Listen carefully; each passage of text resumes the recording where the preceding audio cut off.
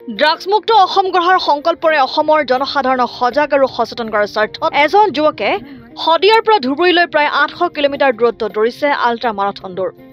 যুৱকজন হৈছে বজালী জিলাৰ কেন্দুগুৰি গাঁৱৰ ধীৰাজ তালুকদাৰ। ধীৰাজ তালুকদাৰ নামৰ যুৱকজনে 20 জুলাইৰ বিয়লি 5:30 বজাত শদিয়াৰ পৰা এই আল্ট্ৰা মাৰাথন দৌৰ আৰম্ভ কৰি আহি শুকুৰবাৰে বিয়লি জামুগুৰিহাটত উপস্থিত হয়।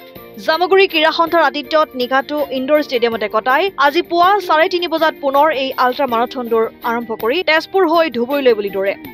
তেখেতক সকলো ক্ষেত্ৰতে সহায় সহযোগিতা আগবঢ়াই আহিছে সতীৰ্থ দুগৰাকী যুৱক নৱজিৎ কলিতা আৰু জয়ন্ত পাটগিৰিয়ে। আগন্তুক 3 আগষ্টত ধুবুৰী চহৰত উপস্থিত হোৱাৰ লক্ষ্য বান্ধি লোৱা হৈছে। এখন ড্ৰাগছমুক্ত অসম গঢ়াৰ লক্ষ্যৰে সংবাদ মাধ্যমৰ আগত কি ক'লে ধীৰাজ তালুকদাৰে শুনো আহক। তালুকদাৰ, মই বজালী ডিষ্ট্ৰিক্ট বজালী অসম গাঁও বামাখাটা কেন্দুগুৰিৰ পৰা আহিছোঁ। মই আজি আল্ট্ৰা মাৰাথনৰ দৌৰ আৰম্ভ কৰিছোঁ 20 তাৰিখৰ পৰা, লাষ্ট উইক ছেটাৰডেৰ পৰা। এইটো দৌৰ আৰম্ভ হৈছে শদিয়াৰ ডক্টৰ ভূপেন হাজৰিকা উৰণি সেতুৰ পৰা। এইটো দৌৰ আমাৰ শদিয়াৰ পৰা ধুবুৰীলৈ 800 কিলোমিটাৰ দৌৰ আল্ট্ৰা মাৰাথন। 12 দিনত এই দৌৰটো আৰম্ভ শেষ হ'ব লাগে।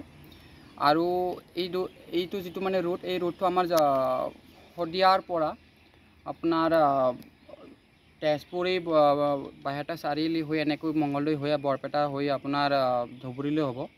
আৰু এইটো মানে কি আমাৰ যিটো দৌৰ, এই দৌৰটোৰ মানে উদ্দেশ্য হৈছে ড্ৰাগছমুক্ত অসম। আমাৰ নতুন যিটো মানে কি যুৱ প্ৰজন্ম, এই যুৱ প্ৰজন্ম ড্ৰাগছৰ ফালে বহুত মানে ঢাল হৈছে। মানে সিহঁতৰ ঘৰৰ পৰিয়ালবৰ্গ মানে আৰ্থিকভাৱে উৰুলা হৈ গৈছে। সেইকাৰণে মানে কি এই ড্ৰাগছমুক্ত অসম গঢ়াৰ উদ্দেশ্যেৰে মই এই দৌৰটো আৰম্ভ কৰিছোঁ, যাতে সকলোৱে এইটো দৌৰত বা এইটো প্ৰকল্পত মানে সহায় কৰে।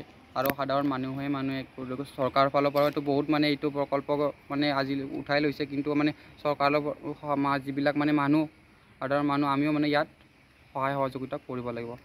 গতিকে আমাৰ অসমখন ড্ৰাগছমুক্ত কৰিবৰ কাৰণে প্ৰচেষ্টা আমি সকলোৱে কৰিব লাগিব। আপোনাক কোনে কোনে সহায় কৰিছে বুলি ক'লে? মোৰ এই দৌৰটো মানে কি বহুত সহায় সহযোগ কৰিছে, বহুত সহায় মানে সংগঠনবিলাকেও। আৰু যিটো ৰুট হৈ আমি আহিছোঁ তাত মানে গাঁৱে ভূঞে সকলো মানে লোকেল মানুহবিলাকেও বহুত সহায় কৰিছে। থকা লোৱা খোৱা লোৱা ব্যৱস্থাটো সকলোৱে কৰি দিছে। আমি আজি আহি মানে জামুগুৰি ক্ৰীড়া সন্থা মানে কি ইয়াত আহি পাইছোঁ। ইয়াৰে মানে যিটো মানে কমিটি আমাক ভালকৈ মানে থকা লোৱা খোৱা লোৱাৰ সুবিধাটো কৰি দিছে। তাৰে কাৰণে সকলোৰে ধন্যবাদ। আৰু মোৰ মানে কি যিবিলাক বন্ধুবৰ্গ, যিহেতু মই মানে পুৰা দৌৰটোত মোৰ পুৰা মানে কি সকলো ফালৰ পৰা সহায় সহযোগ কৰি আছে। জামুগুৰিহাটৰ পৰা ৰাতুল হাজৰিকা ৰিপৰ্ট, অসম আদিত্য।